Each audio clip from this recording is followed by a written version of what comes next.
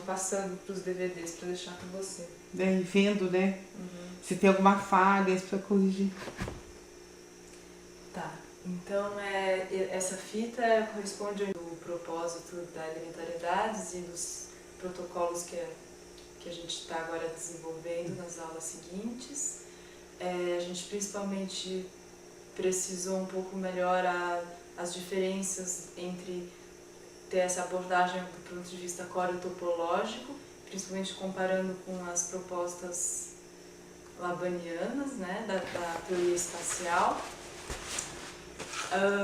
Então, se por um lado o Laban vai se apoiar nos sólidos e na geometria clássica, a gente já vai estar lidando com o modelo da física e conceitos da topologia para poder estar trabalhando com um movimento em arte, né, criativo, com um movimento humano, mas na instabilidade, de maneira que a nossa organização da estrutura física, Princípio da instabilidade. um princípio da instabilidade E não da estabilidade. e não da estabilidade, Ou a relação gravidade. e principalmente não a transferência de peso no sentido labaniano, né? E no nosso caso, a grande dificuldade de permanecer na instabilidade, o que nos leva a perceber que tem que eles chamam de o equilíbrio dinâmico, né? Mas que a gente está lidando com sistemas de forças que, com o passar do tempo, vão se alterando, e o que a gente busca é ter os procedimentos, as ferramentas técnicas através da cinesiologia para que a gente consiga criar esse movimento e de maneira constante A passagem, né, da instabilidade para a estabilidade. Do equilíbrio dinâmico, que é o resultante daqueles sistemas de força, é minimamente estável a ponto da gente não cair, de que a instabilidade não faça com que a gente destrua o sistema, né?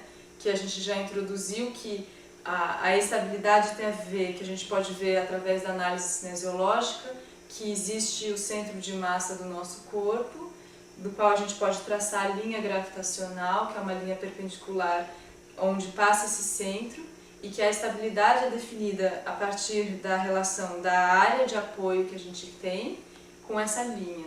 Então, toda vez que a gente está com essa linha coincide dentro da área de apoio, existe uma estabilidade que mantém o corpo em pé e que vence a força gravitacional. A partir do momento que a gente leva ele para fora dessa área de apoio, a gente começa a ter a força gravitacional agindo e a gente não necessariamente vai ficar parado, estável, e a gente também não pode simplesmente destruir esse sistema, ou seja, a gente vai cair, literalmente. Então, o que a gente diz com esse princípio de instabilidade é que são estratégias cinesiológicas que a gente propõe com os protocolos para que a gente nunca fique na estabilidade e que a gente consiga manter essa instabilidade constante, de maneira que ela cria esse sistema de forças, que na verdade é resultante da relação da cinesiologia, das forças que a gente pode transformar a partir do movimento humano. Então, esse sistema instável é resultante desse sistema, dessas forças que são resultantes do movimento humano em relação com a força gravitacional.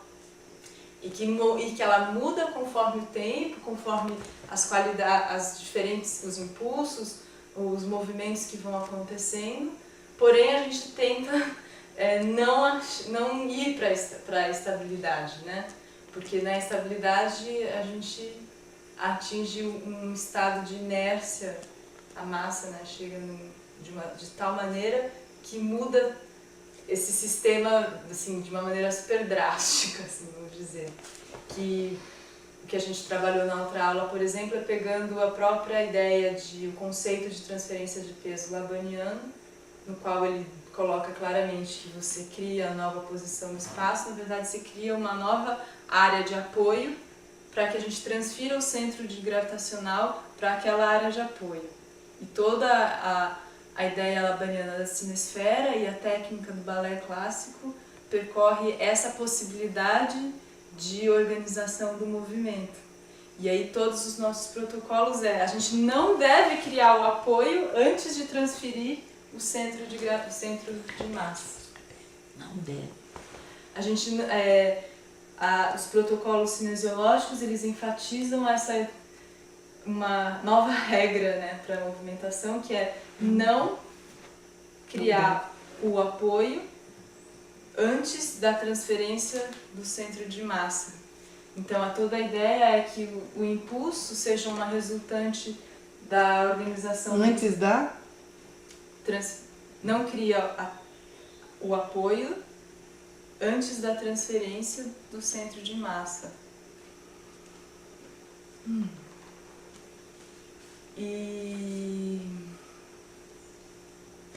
Então foi basicamente isso que Você pode mostrar isso na prática? Que não deve criar o apoio antes da transferência do centro de massa para a gente ver o que ocorre e você nos mostrar o depois? Porque daí o que a gente está vendo é que existem algumas estratégias que a gente pode fazer para conseguir se deslocar pelo espaço, que é o mais difícil, é dentro dessa limitação conseguir percorrer o espaço, né? Bem, mas está interessando esse antes que você falou, que não se deve criar o apoio antes. Então, por exemplo, a gente passou na aula 3, eu acho que foi quando a gente conseguiu, que a aula 2 a gente trabalhou com o Gera, com a noção de alavanca, que tinha um sentido pedagógico de evidenciar na sensação física concreta do movimento como que essas alavancas, que são os vetores que podem ser criados pelas possibilidades articulares do nosso corpo, como que isso está relacionado com esses centros de massa, assim, que é o lugar onde a gente consegue sentir que, na verdade, na cinesiologia, cada fragmento, cada pedaço, né, cada segmento que se transforma para fazer análise do ponto de vista geométrico, né, então que seria um segmento de reta, né, então cada segmento ele tem um centro de massa, que é onde a gente poderia equilibrar aquela, por exemplo, a massa desse antebraço todo, tem um ponto, que é o centro de massa, onde eu poderia equilibrar estavelmente num ponto só, ele ficaria parado se eu apoiasse nesse ponto.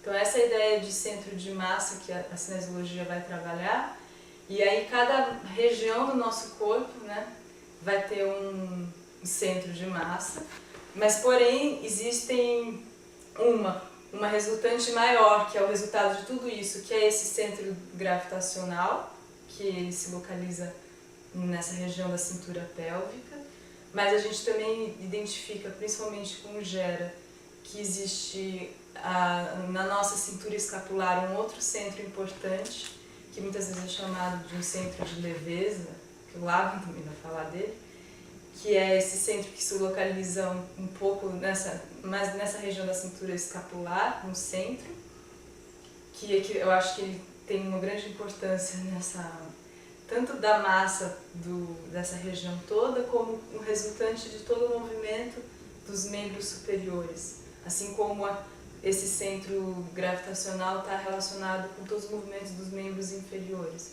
E aí também existe uma outra região muito importante que define o nosso peso e o nosso trabalho, que é a região da cabeça, que também tem um centro de massa, né?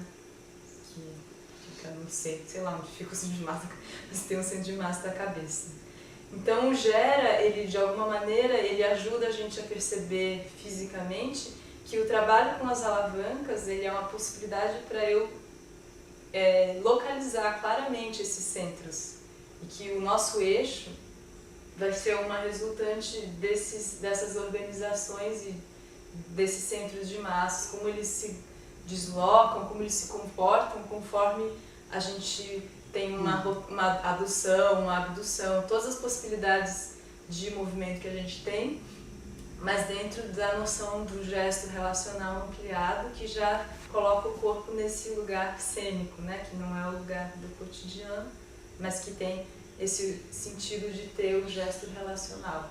Então, por um lado, a gente passou na aula 2 por essa, para trazer como conhecimento e como prática de fato, né, da fisicalidade do nosso corpo, essa relação dos centros de massas relacionados com as alavancas.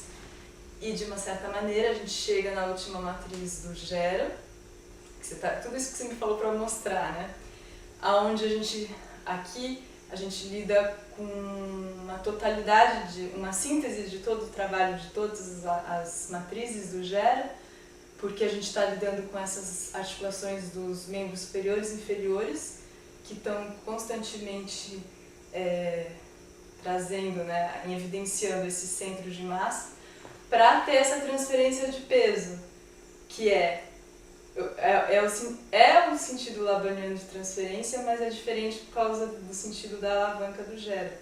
Aqui eu vou, por exemplo, quando eu faço aquela primeira matriz, trabalhando com o sentido para baixo, eu consigo criar esses apoios, né, que dá para ver que vai resultar no meu eixo.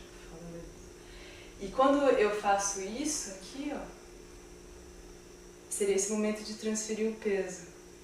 Porque aqui, ó, o meu centro de massa está nesse apoio. Aqui ele vai criar aquela outra área de apoio que já está criando. E aí, ao mesmo tempo, eu levo todos os meus centros de massa para esse novo apoio.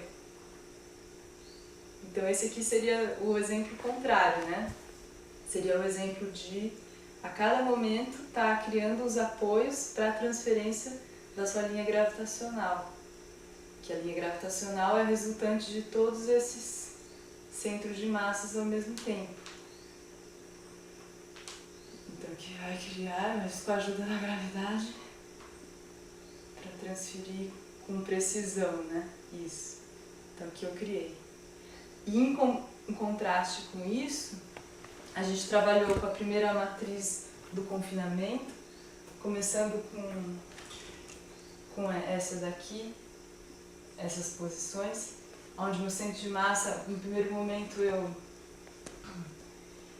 eu tenho esse apoio, que forma essa área de apoio, que é como se fosse uma linha, que é esse espaço entre os dois pés. E a ideia era exatamente não deslocar o centro de massa, mas tirando o apoio da perna de trás, de maneira que quando sai, né, o apoio, que eu não consigo fazer e falar, o meu centro de massa está lá fora da minha área. E daí eu tento manter isso constantemente. Então, nesse momento do confinamento, eu tento deslocar o corpo pelo espaço, só que sem ter essa lógica de criar uma área de apoio para transferir o peso. E num segundo momento, quando entra, que a gente coloca no momento da passagem para a liberdade assintótica, quando a gente introduz o vetor, que a gente traduz pelo nariz, mas na verdade é o vetor de deslocamento da massa da cabeça, que a gente poderia sintetizar nessa ideia de deslocar o centro de massa da cabeça, com a facilidade de ter a ponta do nariz como um ponto de referência, seria esse momento no qual eu tenho claramente como que é não deixar esse deslocamento do centro de massa aí, conforme a dificuldade de apoio surge, né? E ao mesmo tempo a possibilidade de começar a deslocar toda a massa do corpo e consequentemente todos os centros de massa por causa do impulso dessa região, sem com que eu crie um novo apoio para que esse impulso aconteça. Então é nesse momento, por exemplo, essa passagem desse confinamento para liberdade sintótica, que é o protocolo 1 e o protocolo 2, seria essa estratégia de concretizar essa ideia de instabilidade, na qual eu poderia resumir de que é o impulso dessa região que leva o deslocamento do corpo todo pelo espaço, sem com que o meu pé anteceda esse impulso para criar um lugar de apoio estável. Com uma linha perpendicular. Mas aí é uma questão que eu não esclareci direito, que você falou que estava faltando, mas aí eu reli o meu próprio, a conclusão do, como que a gente estava chamando? O relatório Gordão, que eu esqueci. O relatório completo pós-relatório da a FAPESP. conclusão de pesquisa que estava chamando, eu acho. Isso. Que faltou esclarecer o que a gente estava tratando com a passagem do eixo axial para o eixo flexível, né? Que é um momento também, mas que eu achei que estava faltando, mas a gente pode ir depois do caos, de trabalhar com a matriz do caos, né? Com o protocolo do caos, porque daí fica mais claro e evidente essa diferença, porque o que a gente vê cinesiologicamente é que às vezes pode... Não é, a linha gravitacional, ela sempre é perpendicular, porque é diferente de você entender que a gente tem a nossa coluna, né, e que eu tenho como fazer, tem uma descrição aqui mais precisa das cadeias, das cadeias musculares, que ele faz a distinção entre extensão dorsal e extensão axial. Porque em relação aos movimentos da coluna, quando a gente faz isso e a gente volta, quando a gente faz isso e a gente volta, assim, né? Porque isso aqui é uma flexão do quadril, né? Extensão do quadril. E isso aqui é uma flexão da coluna, isso aqui é uma extensão da coluna, de maneira geral para a cinesiologia. E aí eles vão ter dentro dessa vertente das cadeias musculares, que eles dizem que isso daqui, que é uma flexão, essa extensão ele chama de extensão dorsal, que ao ver deles é uma extensão que é resultante da ação dos músculos das camadas superiores. E eles diferem e nomeiam uma outra extensão que eles chamam de extensão axial, que eles dizem que é um tipo de extensão que acontece nessa posição vertical, no qual, pela ação dos músculos... Deixa eu ver aqui que eu esqueci. Aqui.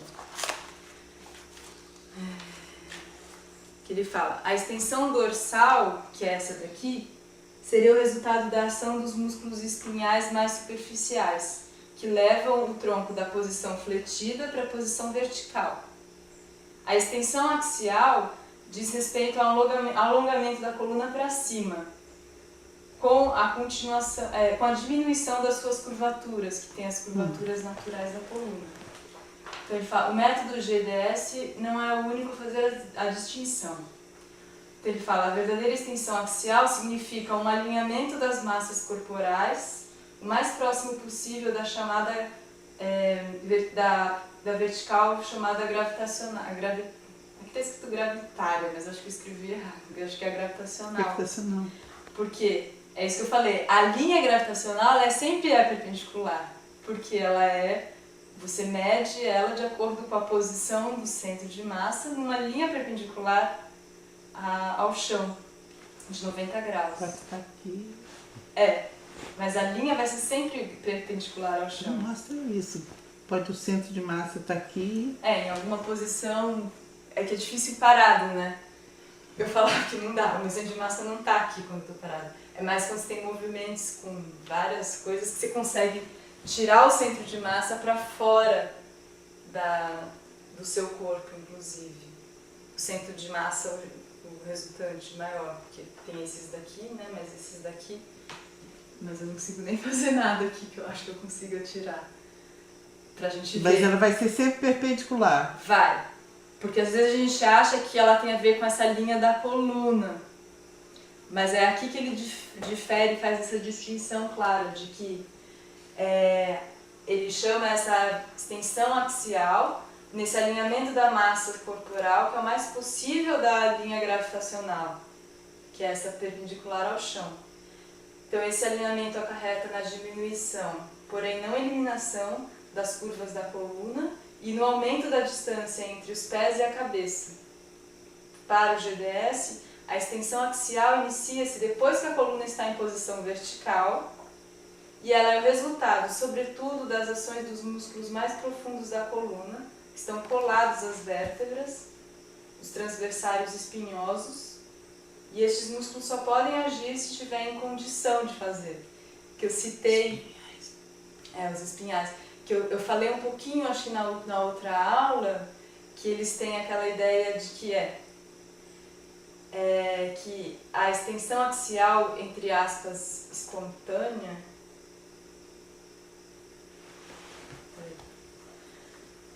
tem uma nota aqui porque eu explico o que é essa espontânea. Ele fala, a extensão axial espontânea não ocorre por ação muscular localizada em um músculo específico. Isso está na página? Isso está na página...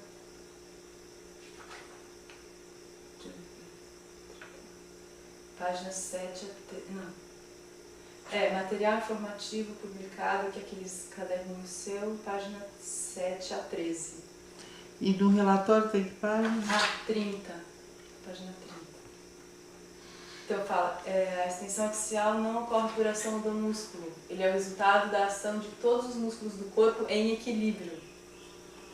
Né? Então, junto com aquela ideia do... Aqui que eu acho que tem... Aonde que sabe que é importante o gera? Porque essa ideia do gesto relacional, que tem um sentido cênico importante, primordial, que é da criação do gesto cênico, do movimento que é visível, né? Porque ele está relacionado com todo o seu eixo, né? E com qualquer região do seu corpo, por mais que seja a minha mão que esteja tendo um movimento, ele tem uma repercussão no meu corpo todo se reorganizando. E isso cria essa visibilidade, o espaço de visão para o observador, né? E por um outro lado, toda essa vertente das cadeias, que ele vai falar, que principalmente essa questão da extensão axial, que ele está apontando, que é quando aumenta a distância entre a cabeça e os pés, nessa posição vertical, ele não acontece por causa de uma ação localizada do músculo, mas por causa da ação de todos os músculos do corpo em equilíbrio. Então aqui que eu acho que as duas coisas se encontram, porque ele fala que...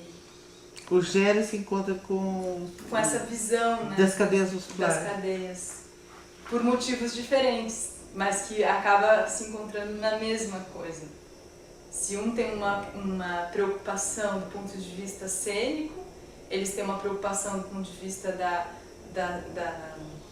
da saúde ou da reorganização, da reeducação postural, né? Mas usando dessa mesma coisa, que é você descobrir que existe um princípio natural do nosso corpo, que é possível, que é real, no qual essa extensão axial, que é aumentar a distância da cabeça até o pé, ela é um acontecimento que acontece, que existe, e que ele depende de todos os músculos ao mesmo tempo.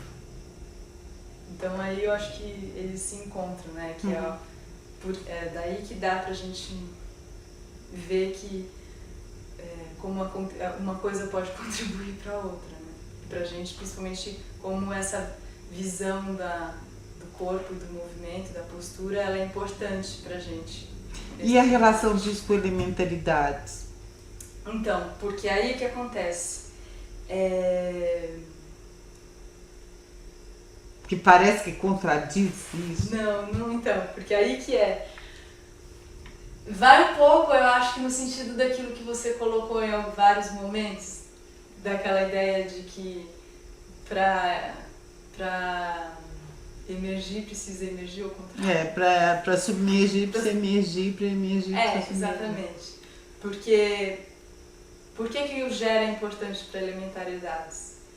Porque de uma certa maneira, no gera, eu sinto da minha prática, do meu estudo, que eu consigo ter essa coisa de fazer essa extensão axial a partir de todos os músculos do meu corpo. Tá? Sendo modesta, eu acho que eu consigo sentir isso de alguma maneira. Mas também no trabalho dos atores orientais, do No, que é o que eu mais vejo, dos japoneses, e também é nítido pra mim isso, que eles também atingem isso. E quando você fez a última matriz do Gera, agora há pouco, eu vi isso. Você cresceu para 2 metros de altura. E é só por uma noção precisa das alavancas e da organização disso. Enfim, então, isso de uma certa maneira é fundamental, porque eu acho que é uma maneira real de você conhecer isso acontecendo no seu corpo, para que você possa desafiar a lei da gravidade. Porque se você não tiver isso, e você simplesmente quiser desafiar a lei da gravidade, eu acho que o que a gente tem como resultado por exemplo, o trabalho que a gente pode ver no Cena 11, que eles desafiam como? Se submetendo totalmente à força gravitacional, mas o movimento não consegue ser essa coisa que a gente está falando, de ser um equilíbrio, uma estabilidade, um sistema dinâmico, né?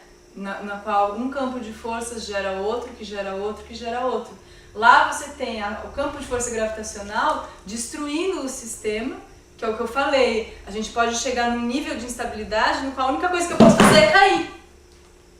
Que é o que acontece lá. Que é o que acontece lá. Só que quando você caiu, como que você sai daí? Então esse movimento que te levou pra cá, no qual você se submeteu completamente à força gravitacional, ele não vai te dar a continuidade dele, né? De maneira que quando a gente se propõe de manter a instabilidade como um princípio dinâmico, de que nessa instabilidade que a gente nunca mantém o apoio, o nosso centro com os apoios coincidindo a linha gravitacional no meu apoio, isso já leva a uma dinâmica em que a gente precisa conhecer todas essas leis da cinesiologia, da física, das cadeias, o que seja, essas leis do nosso movimento humano, física, para que isso seja uma maneira de você criar o movimento. Você dominar criativamente o movimento. Eu sinto que é mais assim, de conseguir dominar criativamente o movimento, que é um resultado desse diálogo entre o campo de força gravitacional e as forças que a gente pode criar através do nosso próprio movimento. Porque eu não tenho... Não importa o que eu queira, o campo de força gravitacional não vai mudar, entendeu? Não importa. Eu gostaria que no meu sonho que eu começo a pular e eu consigo ficar no ar o tempo que eu quero. Mas aqui eu não consigo ficar no ar o tempo que eu quero. Porque a força gravitacional ela não perdoa, ela não vai estar suscetível às suas vontades. Então eu acho que a gente lidando do ponto de vista criativo do movimento, a gente lida com o nosso impulso criativo, né? E aí acho que eu coloquei que tem um ponto-chave que no livro da Corêutico Laban fala que existiria uma arquitetura fantástica, né? Num mundo fantástico, onde não precisa ter uma base de apoio para sustentar um prédio. E que a gente vê que o Fossati vai e ele tenta realizar essa arquitetura fantástica, né? Então é no nosso caso. Se a gente quer usar dessa força gravitacional a nosso favor para dialogar com esses sistemas de forças que é o nosso próprio corpo, nosso movimento, né? A gente precisa ter maneiras de fazer isso. E no fundo o conhecimento cinesiológico e no fundo todas essas ideias da linha gravitacional, da extensão axial, é o mínimo que a gente tem que criar para a gente conseguir começar a travar esse diálogo com a gravidade. Que a ideia que tem um sentido, acho que pedagógico dos protocolos, né? Que isso eu acho que eu fui percebendo aos poucos. De que no confinamento eu sentia um pouco isso, assim, que eu criava um pouco esse eixo axial no confinamento. Por exemplo, com as velocidades, se eu tenho, pensando no princípio do confinamento, né, da diminuição da velocidade, só na matriz do gera, se eu diminuo a velocidade, eu amplia cada vez mais a força do vetor dessa extensão axial que você falou, de que dá pra ver que cresce, né? Que dá pra você sentir que aumenta a distância. E principalmente agora, por exemplo, da minha cabeça pro meu quadril. Aumentou muito a distância. E quanto menor a velocidade, pensando no maior confinamento, maior essa força vai ser. Você sente ela, né, acontecendo. E aí, de uma certa maneira, eu acho que a gente precisa sentir isso enquanto uma força que vai criando, para depois, numa matriz de caos, que você começa a deslocar com outras coisas, com outros princípios dinâmicos, sem que a gente caia, né? Você poderia repetir esse gesto que você acabou de fazer? Não sei, pode Um ser. pouquinho mais para trás? Eu quase bati na lâmpada aqui. Porque eu só estava trabalhando com um gera muito devagar, que é só esse princípio. Eu não vou falar. Tá?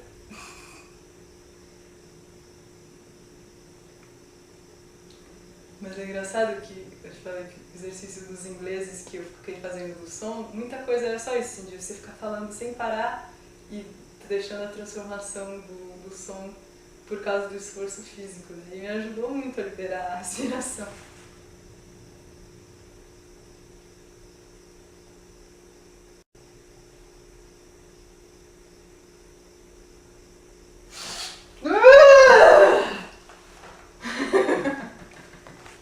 Entendi. Mas eu fechei o olho. Tem uns problemas. Não pode fechar o olho. Tá.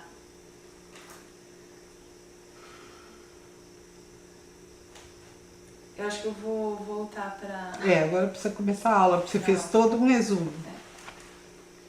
Tá. Bom, agora finalizando, né? Finalizando foi que a gente trabalhou na aula anterior com a matriz do confinamento, que era a matriz que está no vídeo, né? Que era com essa estratégia só de diminuir o apoio sem deslocar o centro de massa. E a passagem que é para o confinamento, que seria com o vetor do nariz, trabalhando com a referência do nariz. E isso estava dentro do protocolo que foi inspirado nos baryons. Eu acho que...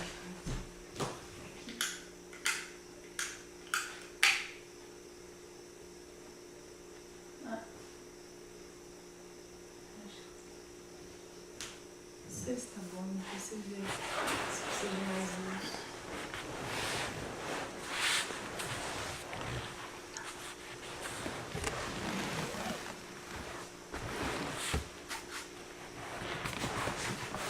Porque essa luz aqui acende também, né? Eu não confio em nada.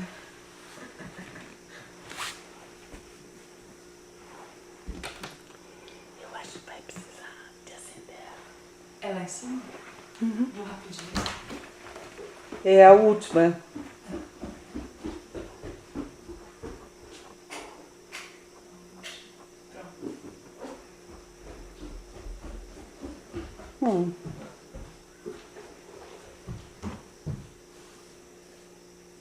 Seria mais luz.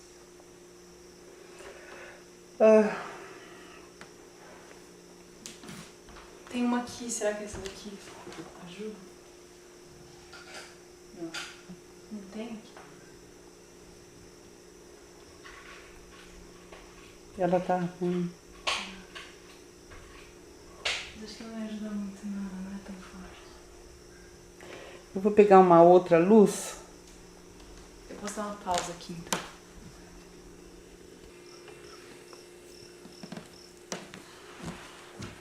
Então, começando a aula, uma vez feita a introdução e síntese das outras aulas, a gente vai trabalhar com uma matriz dos mesons, que, assim como os baryons, os mesons ainda eles são as partículas que são das famílias mais pesadas. só para a gente ter uma ideia, na física, o que diferencia os mesons dos bárions é que os bárions são formados por 3 quarks. Então, como a gente viu que existe princípios de confinamento e liberdade assintótica, no qual, né, a gente pode observar pelo movimento desses 3 quarks, o que mantém essa união entre eles, né, que é esse que a gente consegue identificar como se eles estivessem confinados dentro de uma bolsa, eles não conseguem se desvencilhar um dos outros. Então, por mais que eles se afastem um dos outros, quando eles se afastam, eles vão perdendo energia e ficando cada vez mais devagar, quase parando, cada vez mais longe, menos, né? E quando eles se aproximam, eles ganham a velocidade. Quando estão mais próximos, eles entram em movimentos caóticos, que é essa ideia da liberdade assintótica. E então, isso acontece entre esses 3 quarks, que é uma partícula formando os bárions. E eles são essas partículas mais pesadas. Agora, os mesons, eles apresentam os mesmos princípios de confinamento e liberdade assintótica, só que ao invés de serem formados por 3 quarks, eles são formados por 2. Então, por isso eles são um pouco mais leves, mas porém ainda pesados e porém ainda com os princípios de liberdade de confinamento. Então, entre a diferença do protocolo cinesiológico dos bárions para os mesons, existe uma pequena diferença só, que como a gente viu que no protocolo tem o protocolo do confinamento e depois a da liberdade assintótica. Para fazer esse trânsito entre o confinamento e a liberdade assintótica, existe a indicação cinesiológica do vetor, que tem a referência do nariz, né, que na verdade é lidar com um impulso que é resultante da massa da região da cabeça em velocidade. Porém, e que a gente cria uma condição de deslocamento, então, de que todo o peso do corpo todo tem uma qualidade de inércia, né? Qual que é a limitação para que eu consiga, então, em um impulso só, pegar toda a minha massa que está aqui e de repente está num outro lugar. Então, a quantidade de impulso que eu consigo criar e a condição que eu consigo criar com a cabeça dá uma sensação de que o nosso corpo é muito pesado. Porque é muita massa, assim, e por causa da estrutura que a gente tem cinesiológica, deslocar tudo isso era muito mais fácil eu dar um passo para lá e deslocar, né? Assim. Mas na verdade, quando eu quero que só esse impulso da cabeça me leva todo o corpo para lá, parece que eu tenho que sentir que é como se fosse uma formiga tendo que carregar um elefante, né? Mas, então, acho que por esse motivo da transposição simbólica, né, do modelo da física para essa realidade cinesiológica. E agora... do microcosmo para o macrocosmo. Das partículas lá, a gente chega na formiga levando o elefante. Mas para esse protocolo dos mesons, que ainda apresenta confinamento e liberdade assintótica, mas com essa qualidade de que seria uma transposição simbólica da diferença entre ter 3 quarks e 2 quarks, é que ao invés de a gente trabalhar com um vetor da massa da cabeça, referente à massa da cabeça, massa do nariz, a gente trabalha com os vetores dos cotovelos. Então, ao invés de ser uma formiga deslocando um elefante, talvez um animal maior deslocando um elefante. Não é um hipopótamo ainda, mas é... dinossauro. Mas é um pouco mais leve,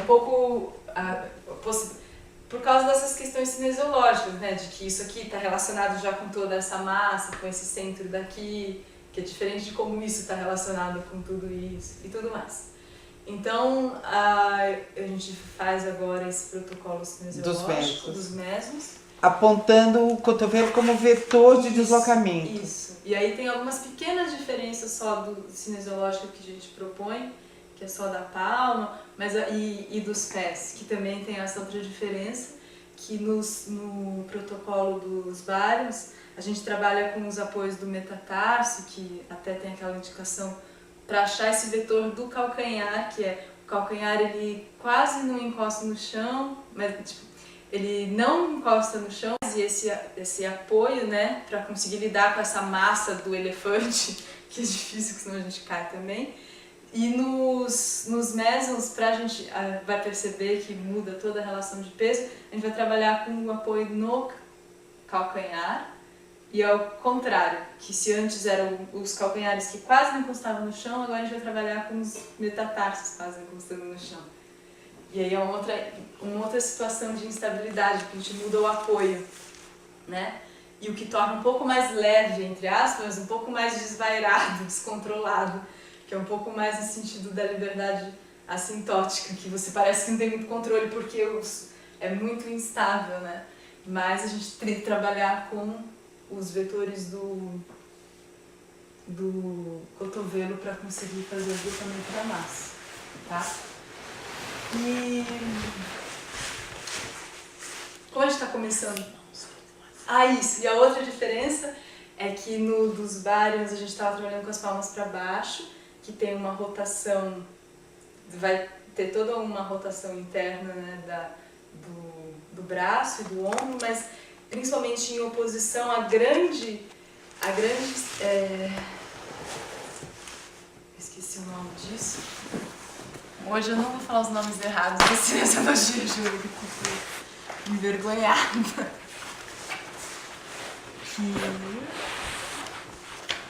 Tá, porque por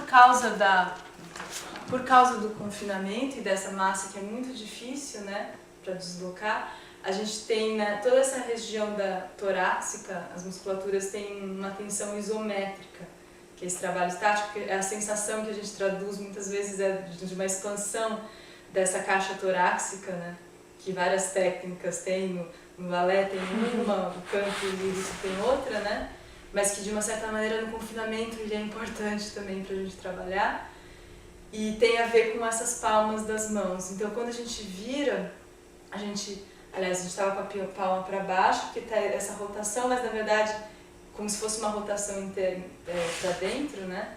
Esqueci o nome aqui. Peraí. Não vou. Ok. Porque da ideia essa. Anterior? Mas não é. Tem uns nomes específicos aqui. Mas como se fosse uma rotação interna, assim, né? Que é no sentido medial. Que página do relatório? Página 24. Que está dentro do protocolo 2 da passagem do confinamento, que está falando sobre isso. E então cria essa oposição entre essa atividade isométrica da região torácica, dessa musculatura da região torácica, em oposição com esse sentido interno de uma rotação interna, que tem um nome especial, mas não lembro. E ao contrário, agora nos mesmos, por a massa ser menor, o confinamento é um pouco menor, a gente está trabalhando com a palma virada para cima, o que leva a essa rotação externa, mas tem um nome. Porque cada região do corpo tem um nome específico, né, na cinesiologia, quando é no sentido do polegar para dentro ou para fora, não é a adução e a abdução, é diferente. Enfim, então agora a gente trabalha com essas palmas para cima e tem uma outra possibilidade de mobilidade, né? Quando a gente tem essa coisa aqui, a mobilidade é muito diferente em relativos a essa musculatura da caixa torácica do que quando a gente está aqui, porque tem essas possibilidades, a cintura, as escápulas, a cintura escapular ganham outra liberdade, principalmente para poder trabalhar com o cotovelo, tá?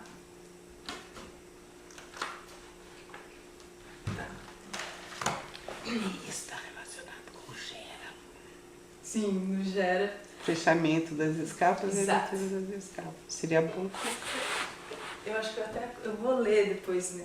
O que eu vou fazer, o que eu pensei, Joana, fiquei avaliando de como a gente trabalhou no último dia, eu faço assim, depois eu só leio o que está lá, porque daí tem alguns pontos aqui que não escapam, né? Porque todas elas, por se tratar por essa cinesiologia, elas têm um paralelo com o gera. Assim, fácil, assim. Por isso que eu acho que o gera, ele é uma coisa de aquecimento e preparação importantíssima. e que eu tô precisando fazer, tipo, diariamente antes de trabalhar esses protocolos, eu tô trabalhando com Gera, nem que seja passar por eles. É muito E importante. mesmo escolher a matriz do Gera mais adequado para aquele tipo de movimento elementar que você vai fazer. É. Por exemplo, esse que você fala dos mesons, eu me lembro do trabalho Exato. da matriz de recolhimento da escápula e da extensão das escápulas para frente. Que é a matriz número 6. A gente nem lembra mais o número dela, precisamos lembrar.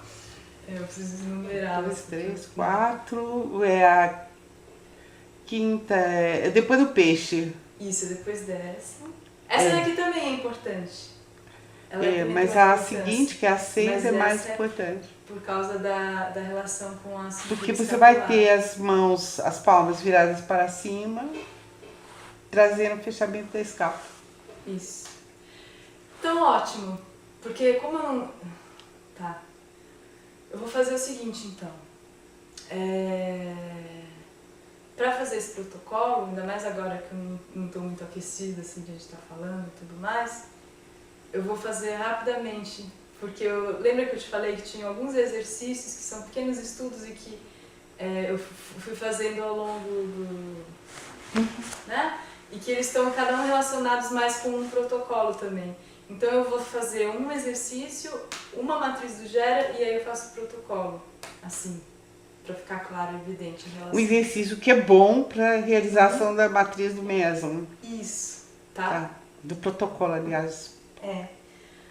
Eu só vou começar, porque eu nem me preparei, me aqueci de propósito, assim, até para testar enquanto aula mesmo, que eu acho que já é bom, que a gente já vai matando vários coelhos com a mesma pedra. Então... Ai, tadinho dos coelhos. Eu adoro os coelhos. Bom, com essa ideia de não fazer a transferência de peso, de não criar o apoio dos pés para transferir o centro gravitacional, a gente facilmente elimina na nossa visão, sei lá, do movimento, a gente deixa como se fosse morto, sabe? Um peso morto. E isso também não ajuda, porque o resultado a gente já viu nos outros momentos da pesquisa, que é aquilo que parece que a pessoa está caindo, assim, sabe? Que você fica caindo, assim. Então é instável, então eu tô caindo. E aí você não consegue criar a qualidade de... Ele tá rompendo o sistema, né? Mas você também não consegue, porque o pé fica solto. Você não reorganiza o sistema, né? Você Então, desorganiza o sistema, mas não reorganiza o sistema enquanto campos de força que precisam estar sendo trabalhados e relacionados e buscar novos equilíbrios para ele continuar gerando energia, né? No fundo é isso, né? Que a gente também na outra aula eu comecei a falar da ideia de matriz que, diferenciando da máquina, né? Que no nosso caso a gente não tem um padrão de produção de energia, que é a diferença da máquina, né?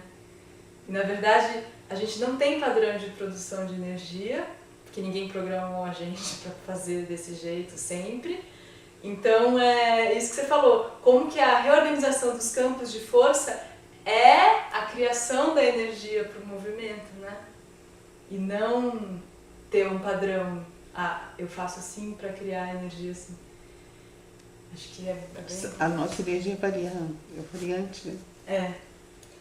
Então, um pequeno exercício que é uma variação da primeira matriz do Gera em pé, mas que eu acho que é bom, porque é um exercício simples assim, e para o nosso caso, e para não correr o risco de deixar o pé ser um peso morto arrastado pelo resto do corpo, né?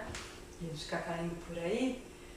E é bom pra gente se aquecer, assim, pra começar, porque quando a gente tá na instabilidade, a nossa cabeça é muito pesada e a gente tem a tendência a tensionar toda a musculatura da região do trapézio toda, né? E todas essas da região da nuca. Então, tem um trabalho que é só de sentir de fato a força gravitacional relacionadas à cabeça, né?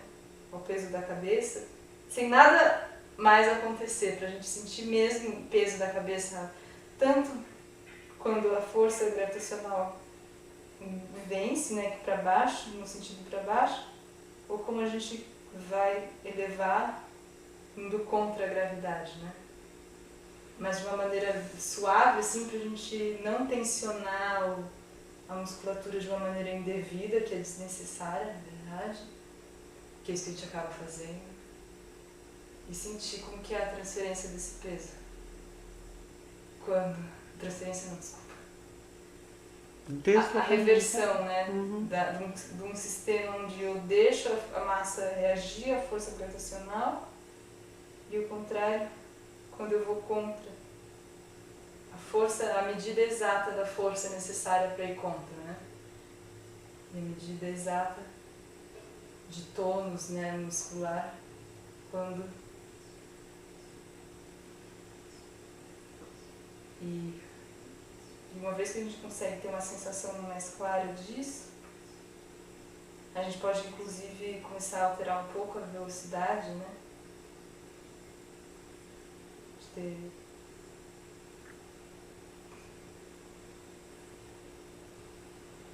E eu arrisco muito pouco aí para trás, sabe? Que é muito difícil.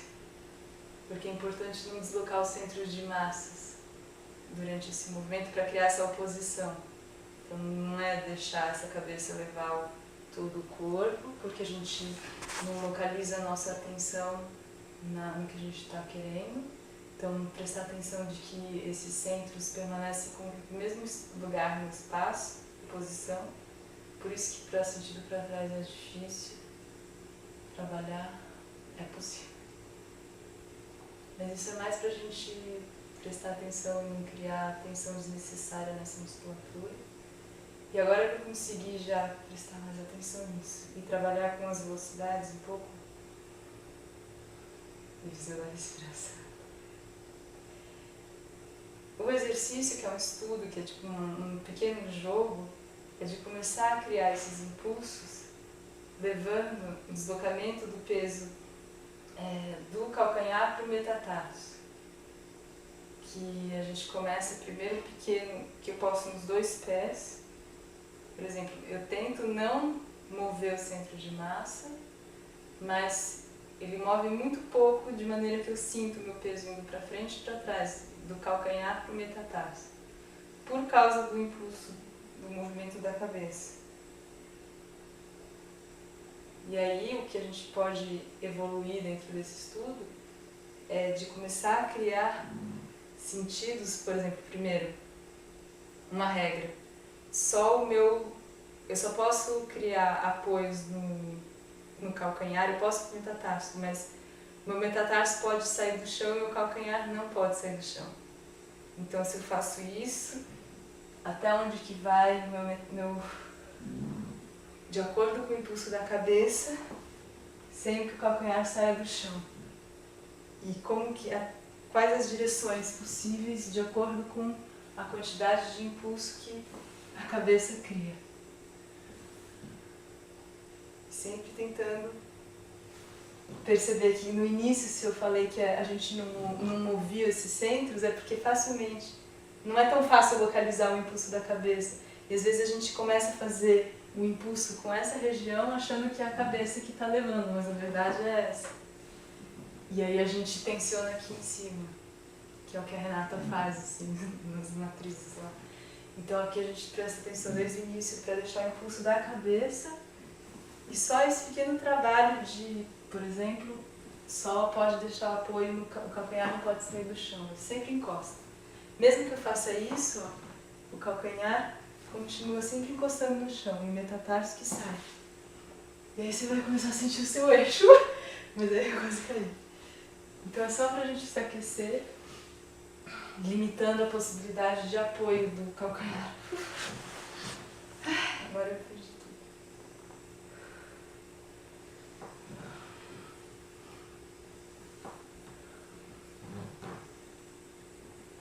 O importante é a gente ser fiel a isso, a quantidade de impulso, porque às vezes o impulso é pequeno e quase não mexe o calcanhar.